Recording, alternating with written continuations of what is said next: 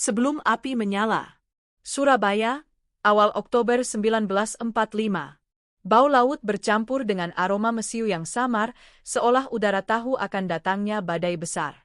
Raden Surya Atmadja menatap langit pagi dari atap rumahnya di kawasan Ketabang. Ia baru kembali dari kantor kecil Surat Kabar Suara Merdeka, tempat ia bekerja menulis berita tentang kemerdekaan yang baru seumur jagung. Namun di jalanan, Surya melihat ketegangan yang sulit disembunyikan. Tentara sekutu baru saja mendarat di Tanjung Perak. Mereka datang, katanya, untuk melucuti senjata Jepang. Tapi semua orang tahu, di balik niat itu, ada bayang-bayang Belanda yang ingin kembali berkuasa. Hasan Basri, sahabat Surya, datang dengan membawa kabar. Sur, laskar-laskar dari kampung sudah bersiap. Mereka tak mau senjata diserahkan begitu saja. Ini negeri kita, bukan milik penjajah lagi. Surya menatapnya dengan ragu. Ia bukan orang yang gemar bertempur. Tapi hatinya terbakar setiap kali melihat bendera merah putih dikibarkan di rumah-rumah warga. Ia tahu, sejarah sedang menunggu saksi. Dan ia tak mau hanya jadi penonton. Malam itu, dari rumah Bu Marni yang sederhana, mereka mendengar siaran radio. Rakyat Surabaya diminta tetap waspada. Bentrokan kecil sudah pecah di beberapa titik. Dalam sunyi, Bu Marni berkata lirih, "Nak Surya, perjuangan itu bukan soal menang atau kalah, tapi soal berani menanggung luka untuk sesuatu yang kau yakini benar." Kata-kata itu menancap di dada Surya. Ia mulai menulis catatan harian. Jika besok aku mati, biarlah tulisanku menjadi saksi bahwa kami pernah berjuang demi tanah ini. Sementara di pelabuhan, konvoi pasukan Inggris mulai memasuki kota. Sorot lampu truk dan kendaraan lapis baja memantul di genangan air hujan. Surabaya menahan napas. Api perjuangan belum menyala, tapi bara sudah berkumpul di bawah tanah. Dan Surya tahu, hanya soal waktu sebelum semuanya meledak. Ledakan di Hotel Yamato. Pagi itu, udara Surabaya terasa panas dan berat. Jalan-jalan masih lengang, tapi bisik-bisik kemarahan sudah mengalir di antara rakyat. Surya berjalan di sepanjang jalan Tunjungan, membawa kamera tua yang ia pinjam dari kantor Suara Merdeka. Di kejauhan, Hotel Yamato berdiri megah, gedung putih peninggalan kolonial, lambang kekuasaan masa lalu yang kini menjadi simbol pertarungan harga diri. Namun ada yang aneh. Dari atap hotel itu, berkibar sebuah bendera asing, merah, putih, biru. Surya tertegun. Hatinya serasa ditikam. Ia tahu, itu bendera Belanda, yang berarti penjajahan ingin kembali menancapkan kukunya di tanah yang baru saja memproklamasikan kemerdekaan. Orang-orang mulai berkumpul di depan hotel. Suara teriakan muncul dari segala arah. "Turunkan bendera itu. Ini tanah Hasan datang berlari, wajahnya berkeringat. "Sur, kau lihat itu? Mereka tak tahu diri. Baru kemarin kita merdeka, sekarang mereka ingin kita tunduk lagi." Surya menggenggam kameranya erat. "Aku akan merekam semuanya, Hasan. Dunia harus tahu apa yang terjadi di Surabaya hari ini." Ketegangan meningkat cepat. Di depan hotel, massa rakyat semakin banyak. Mereka datang dari kampung-kampung sekitar, membawa bambu runcing, tongkat, dan semangat yang menyala. Di antara mereka, terdengar suara para pemuda berorasi, memekikkan kata-kata yang membakar semangat. "Kita tidak akan pernah menyerah. Ini bumi kita, bukan tanah penjajah." Dari dalam hotel, beberapa serdadu Belanda keluar, memegang senjata, wajah mereka tegang. Seorang perwira Inggris berusaha menenangkan keadaan, tapi rakyat sudah kehilangan kesabaran. Lalu, seorang pemuda gagah bernama Haryono menerobos kerumunan, disusul oleh Koesno Wibowo dan beberapa pejuang lainnya. Mereka memanjat ke atas tangga hotel, menembus barisan penjaga yang mencoba menghalangi. Surya menahan napas saat melihat Haryono memanjat dinding gedung itu. Suara teriakan, "Merdeka!" menggema dari bawah. Di tengah kepungan, di bawah tembakan peringatan yang memekakkan telinga, tangan Haryono meraih tiang bendera. Dengan satu tarikan keras, ia merobek bagian biru dari bendera Belanda itu, menyisakan warna merah dan putih yang berkibar gagah di angkasa. Sorak-sorai rakyat meledak seperti gemuruh ombak. Surya menekan tombol kameranya berulang kali, menangkap setiap detik momen bersejarah itu. Matanya basah, bukan karena takut, tapi karena bangga. Di tengah hiruk-pikuk, ia melihat Hasan tersenyum lebar. Kau lihat, Sur? Inilah bukti bahwa kita tak akan pernah dijajah lagi.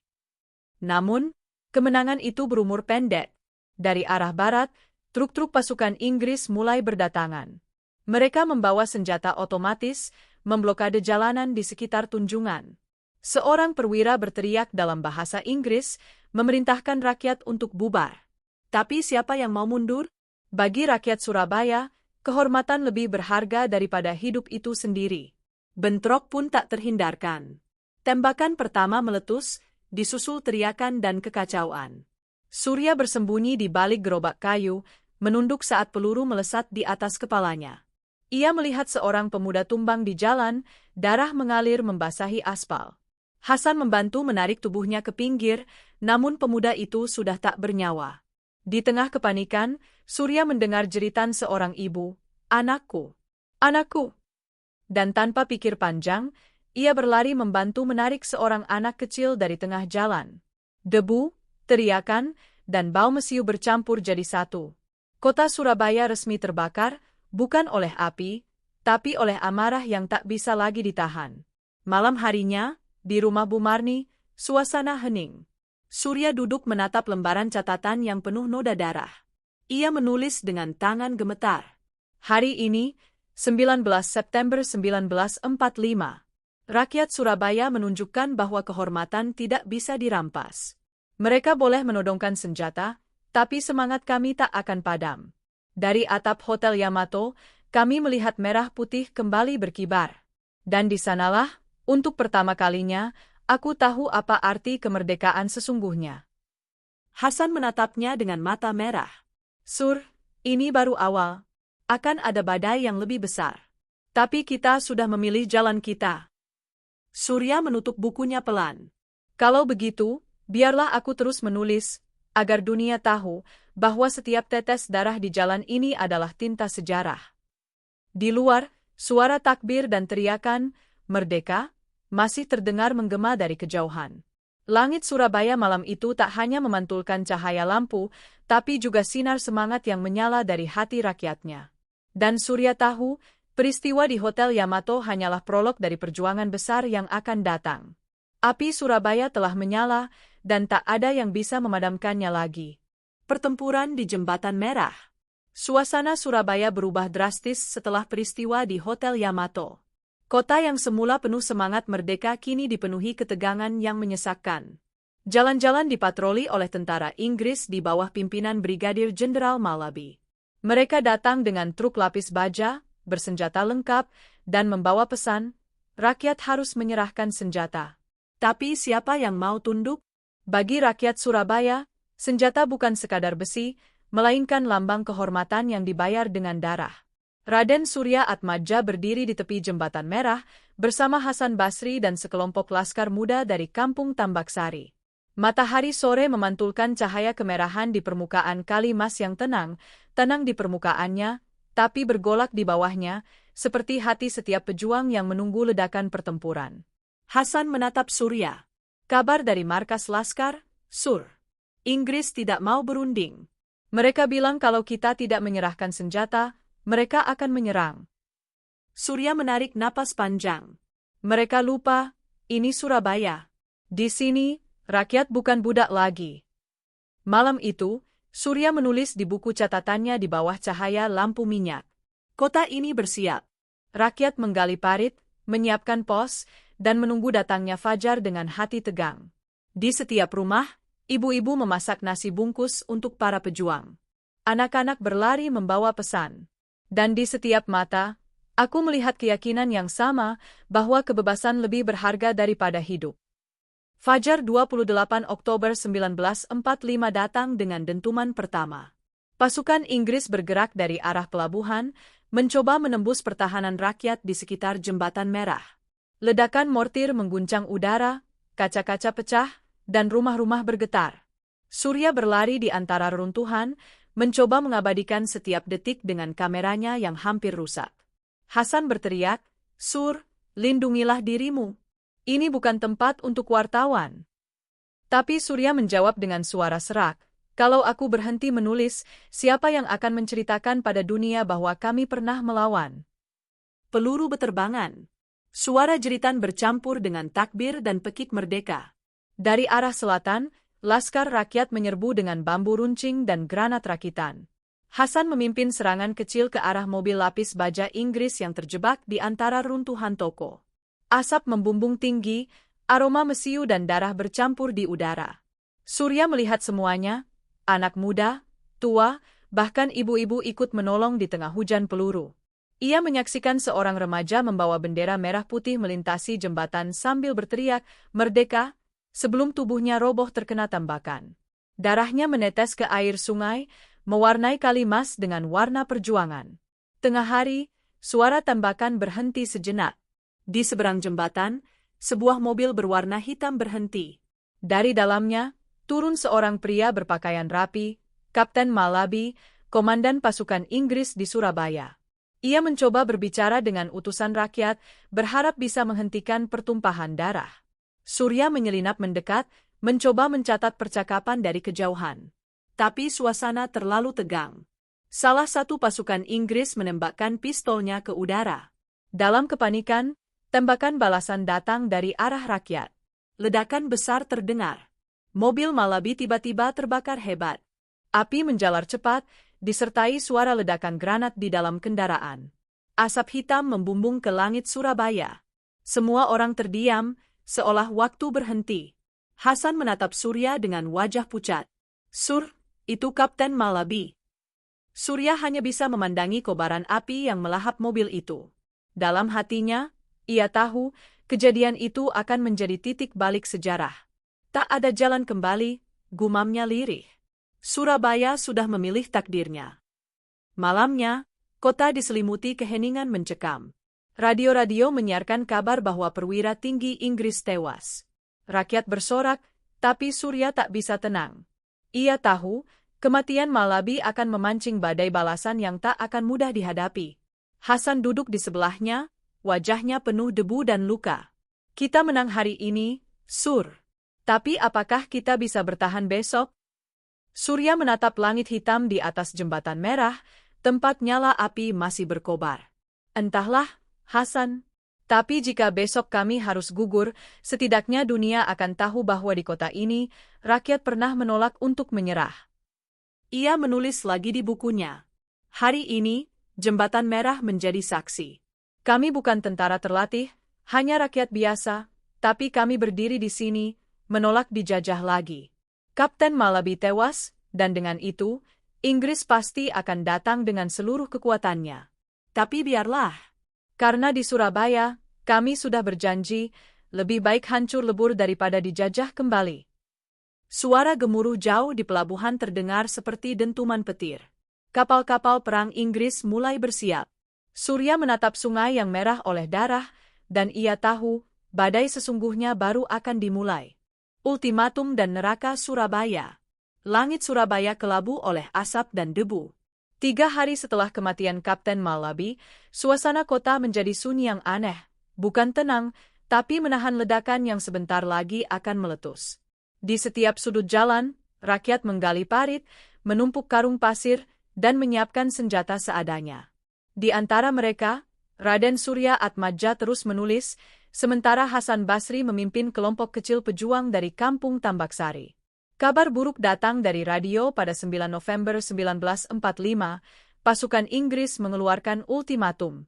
Semua orang bersenjata harus menyerah tanpa syarat sebelum pukul 6 pagi besok.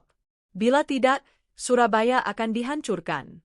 Suara penyiar radio bergetar saat membacakan berita itu, seakan tahu apa arti sebenarnya dari ultimatum tersebut, kematian massal. Bu Marni, ibu angkat Surya, menatap pemuda itu dengan mata basah. "Nak Surya, kalau mereka datang, kemana kalian akan pergi?" Surya menatapnya lama, lalu menjawab lirih, "Kami tidak akan pergi, Bu. Kami akan bertahan. Ini tanah kami, rumah kami. Kalaupun harus hancur, biarlah hancur bersama kehormatan." Hasan menimpali dengan suara parau, "Lebih baik mati bermartabat daripada hidup dijajah." Malam itu, Surabaya seolah menahan napas. Angin membawa bau laut dan minyak dari pelabuhan. Anak-anak kecil dibawa mengungsi ke selatan kota. Para ibu menyiapkan makanan terakhir untuk para pejuang yang mungkin takkan kembali. Di mushola kecil, Surya ikut berdoa bersama warga. Di sela-sela takbir, ia menulis pada catatan harian yang mulai lusuh. Jika besok aku mati, biarlah dunia tahu bahwa kami berperang bukan karena benci, tapi karena cinta. Cinta pada tanah ini, pada langit yang menatap kami, dan pada kebebasan yang baru seumur jagung. Fajar 10 November datang dengan suara menggelegar. Dentuman meriam dari kapal perang Inggris di laut terdengar seperti guntur dari neraka. Gelombang ledakan pertama menghantam kawasan Tanjung Perak dan Kerembangan. Rumah-rumah rakyat hancur. Api menjilat langit. Bau mesiu dan darah menyelimuti udara. Surya berlari bersama Hasan ke pos pertahanan di sekitar Jembatan Merah. Jalanan penuh puing dan tubuh-tubuh tak bernyawa. Namun di tengah kekacauan itu, semangat rakyat tak padam. Seorang pemuda membawa megafon berteriak dari atap bangunan. Merdeka! Jangan mundur! Surabaya tetap merdeka! Tembakan mesin otomatis membalas dari arah tank Inggris, tapi rakyat tidak bergeming. Mereka menyerang balik dengan bom molotov, bambu runcing, bahkan batu bata. Dimanapun Surya melihat, ia menemukan keberanian. Seorang nenek membawa air untuk pejuang yang haus. Seorang anak remaja menolong orang yang terluka di bawah hujan peluru. Surya menatap Hasan yang kini memimpin serangan kecil ke arah barikade musuh. Hasan, jangan terlalu dekat, teriaknya. Tapi Hasan hanya menoleh dan tersenyum. Kalau aku mati, Sur, kau tulis namaku di bukumu. Tulis bahwa aku mati untuk tanah ini. Ledakan besar mengguncang tanah. Sebuah granat jatuh tak jauh dari mereka. Surya terlempar ke tanah, pendengarannya berdengung. Saat debu mereda, ia melihat tubuh Hasan tergeletak di tanah, diam, tak bergerak. Surya berlari mendekat, mengguncang tubuh sahabatnya. Hasan, bangun, Has, jangan tinggal aku sendiri. Tapi Hasan tak menjawab. Di dada bajunya, terdapat lubang peluru. Bibirnya tersenyum kecil, seolah ia mati dengan tenang. Surya terisak di tengah hiruk-pikuk pertempuran. Ia menulis dengan tangan gemetar di atas kertas yang penuh darah. Hari ini, aku kehilangan sahabatku. Tapi aku tahu, kematian ini bukan sia-sia. Di setiap darah yang jatuh, ada kehidupan bagi bangsa ini. Menjelang sore, kota benar-benar berubah menjadi neraka. Gedung-gedung runtuh, api menjalar kemana-mana. Namun semangat rakyat tidak padam. Mereka melawan dari rumah ke rumah, dari gang ke gang. Dari kejauhan, suara Bung Tomo terdengar lantang dari radio. Saudara-saudara, jangan pernah menyerah. Sekali merdeka, tetap merdeka. Suara itu menggetarkan hati semua orang, termasuk Surya. Ia bangkit lagi, menulis di tengah kobaran api. Surabaya berdiri di antara hidup dan mati. Tapi setiap orang di sini tahu, lebih baik menjadi abu di tanah sendiri daripada menjadi debu di bawah kaki penjajah. Malam turun dengan merah di langit. Kota Surabaya bukan lagi kota, melainkan lautan api. Di sela runtuhan, Surya berjalan sendirian, membawa catatan yang telah kotor dan hangus di pinggirannya. Ia berhenti di dekat Jembatan Merah, tempat Hasan gugur, dan berlutut di sana. Ia berbisik pelan, Hasan, kita sudah melakukan bagian kita. Mungkin besok tak ada lagi Surya, tapi akan lahir ribuan Surya lain di tanah ini. Lalu ia menatap langit yang masih berasap, dan menulis satu kalimat terakhir di halaman hari itu. 10 November 1945. Surabaya terbakar, tapi semangatnya tidak pernah padam. Hari ini, kota ini menjadi saksi bahwa kemerdekaan bukan hadiah, ia adalah harga yang dibayar dengan darah. Saksi dari tanah api. Waktu telah berjalan jauh meninggalkan kobaran perang. Surabaya kini tenang. Jalan Tunjungan yang dulu dipenuhi asap dan peluru telah berubah menjadi deretan toko dan lampu kota yang berkilau di malam hari. Tapi di hati Raden Surya Atmaja, semua suara pertempuran itu tak pernah benar-benar padam. 40 tahun sudah berlalu sejak 10 November 1945. Rambutnya kini memutih, langkahnya pelan, tapi matanya masih menyimpan cahaya yang sama, cahaya dari hari-hari penuh api itu. Setiap tanggal 10 November, ia berjalan menuju Jembatan Merah, tempat sahabatnya, Hasan Basri, gugur. Di tangannya selalu ada bunga melati putih dan sebuah buku tua yang pinggir halamannya hangus oleh api. Di jembatan itu, angin berembus pelan, membawa aroma sungai dan kenangan. Surya berdiri lama, menatap arus air yang terus mengalir seperti waktu yang tak pernah berhenti. Ia membuka halaman pertama dari catatan lamanya, lembaran yang ia tulis dengan darah dan air mata di tengah perang. Tulisan itu hampir pudar, tapi setiap kata masih terpatri di hatinya. Kami melawan bukan karena kami berani mati, tapi karena kami takut hidup dalam penindasan. Suara anak-anak sekolah terdengar dari kejauhan, mereka menyanyikan lagu, Bagimu Negeri. Suara itu membuat dada Surya terasa sesak. Ia menutup matanya, membiarkan kenangan datang satu persatu, suara ledakan, jeritan rakyat, sorakan, merdeka, di tengah kobaran api, dan senyum Hasan sebelum peluru menembus dadanya. Kini, hanya ia yang tersisa dari kelompok kecil mereka.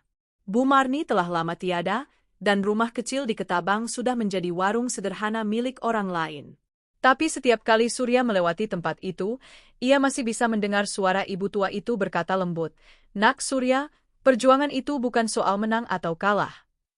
Dan suara itu terus menggema, bahkan setelah puluhan tahun. Ia duduk di tepi jembatan, menulis di halaman terakhir bukunya yang masih kosong. Waktu telah menghapus banyak hal. Gedung-gedung runtuh, nama-nama terlupakan. Tapi semangat itu tetap hidup di dada bangsa ini. Setiap kali bendera merah putih dikibarkan, aku bisa mendengar lagi suara langkah para pahlawan di jalanan Surabaya. Mereka tidak mati. Mereka hanya berubah menjadi napas bagi negeri ini. Sore itu, seorang bocah laki-laki menghampiri. Umurnya mungkin 8 tahun, mengenakan seragam sekolah dengan bendera kecil di tangannya. "Eyang, apa benar di sini dulu ada perang?" tanyanya polos. Surya tersenyum tipis. "Iya, Nak. Di sini dulu banyak orang mati agar kamu bisa sekolah, bermain, dan tertawa seperti sekarang." Anak itu menatap air sungai yang mengalir tenang. "Jadi, mereka pahlawannya, Eyang?" Surya mengangguk. "Mereka pahlawan, dan kau juga bisa menjadi pahlawan, asal tidak lupa dari mana kau berasal." Anak itu tersenyum lalu berlari pergi. Surya menatap kepergiannya, dan dalam dirinya muncul rasa damai yang belum pernah ia rasakan selama ini. Mungkin inilah arti sebenarnya dari kemenangan, bukan mengalahkan musuh dengan senjata, tapi memastikan generasi setelahnya hidup dengan kepala tegak. Malam mulai turun. Langit Surabaya dihiasi cahaya lilin dan bendera yang berkibar di monumen. Dari kejauhan, suara sirene penghormatan terdengar, memperingati Hari Pahlawan. Surya berdiri perlahan, menatap langit gelap yang dulu pernah dipenuhi ledakan, kini diterangi oleh kembang api yang mekar seperti bunga perdamaian. Air matanya jatuh, tapi bukan karena sedih. Ia tersenyum, lalu berbisik ke arah sungai, seolah berbicara dengan arwah sahabat lamanya. "Hasan, kita berhasil. Surabaya berdiri. Indonesia merdeka." Ia menutup buku catatannya yang kini lengkap, lalu menaruhnya di tepi jembatan. Buku itu bukan lagi sekadar catatan perang, tapi kesaksian hidup tentang keberanian rakyat biasa yang menjadi luar biasa. Angin malam mengibaskan rambut putihnya, membawa suara lembut dari masa lalu. Surabaya boleh hancur, tapi semangatnya abadi. Dan di bawah cahaya lampu kota, Surya berjalan pulang perlahan, menyusuri jalan yang dulu pernah ia lintasi dengan takut dan darah. Kini ia melangkah dengan damai. Karena ia tahu, setiap langkahnya adalah doa, bagi mereka yang telah gugur, bagi negeri yang telah berdiri, dan bagi generasi yang akan datang. Di halaman terakhir bukunya, kalimat penutupnya tertulis dengan tinta sederhana namun abadi. "Aku, Raden Surya Atmadja, saksi dari tanah api, bersaksi bahwa kemerdekaan Indonesia lahir dari keberanian rakyatnya sendiri. Dan selama darah masih mengalir di bumi ini, semangat 10 November tidak akan pernah padam." Surabaya bukan hanya kota, tapi simbol keberanian. Dari Jalan Tunjungan, Jembatan Merah, hingga setiap gang kecil di Tambak Sari, semua menjadi saksi bagaimana rakyat biasa berjuang luar biasa. Mereka bukan prajurit profesional, Tapi mereka punya sesuatu yang jauh lebih kuat dari senjata, cinta pada tanah air. Hari Pahlawan bukan sekadar tanggal di kalender. Ia adalah napas dari mereka yang rela gugur agar kita bisa berdiri tegak hari ini. Selama semangat itu masih hidup di dada bangsa Indonesia, maka api Surabaya takkan pernah padam.